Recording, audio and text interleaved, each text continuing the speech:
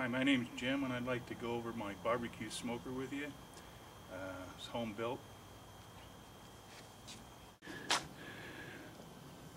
Mine was just going to start off as a grill, and then I thought, well, let's not stop there. I wanted to build a smoker. So I started collecting parts like, well, this 250-gallon oil tank. I got lucky with the trailer too. It had already metal sides. So I dropped the tank in and it seemed to work out just fine, and actually ended up with air gaps which keeps the heat in the tank, but also doesn't melt my fenders or my tires. Now on my grill, I'd seen the old boy that had one similar to it, and with a simple cable and bar going through, I can crank it up and down. Just put some edges on here to kind of guide it, and that helps a lot. Also too is a lot of the parts like this handle here. I went to antique stores and stuff, and they had a lot of parts like this that are reasonable, and seems to just work out. But that's just another part of those things where I was just collecting things. Here's something that's maybe a little unique to my barbecue, is that I drilled a hole through the side. This bolt's just actually a plug, and now my thermometer wire can come out this side of the tank here, so I don't have to open it up to check the temperature of the meat in the tank. So that works real well. And I've got one on the other side as well. My stack is just made out of a tractor trailer or a semi exhaust stack. The dampener I've got in it, I got out of the dampener I got in it came from a wood stove place, and they said they never sold one that small, but they had them. And probably already guessed that this is a reverse flow unit.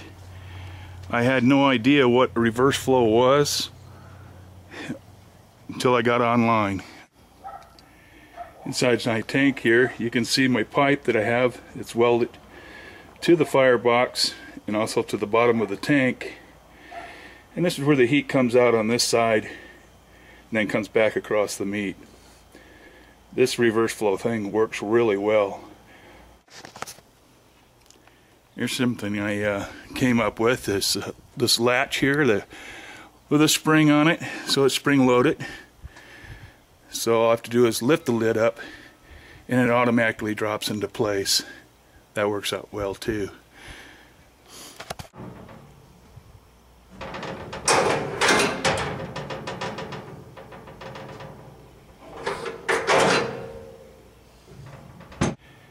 The tank hinges I got from the welding store. They ordered me up these. These are a little bit bigger, and I went ahead and put 3 of them on there just in case.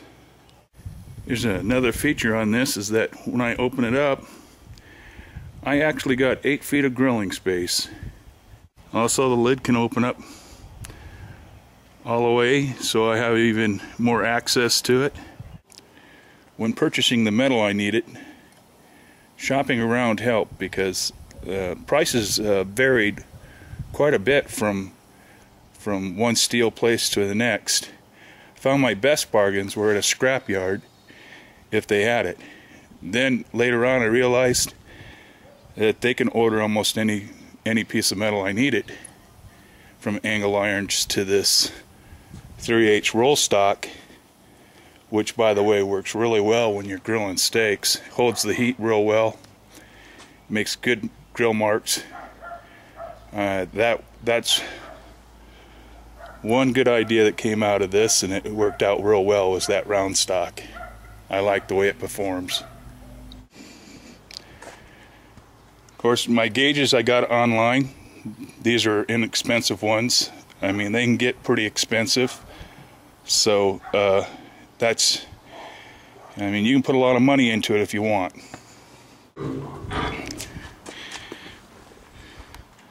On the firebox, being it was an old wood stove, it sure made it easier for me. I mean, all the parts were there.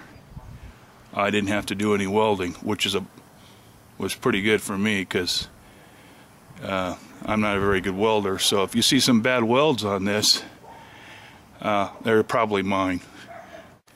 Now we're just at the adding more artwork, perfecting my cooking skills, and especially smoking skills.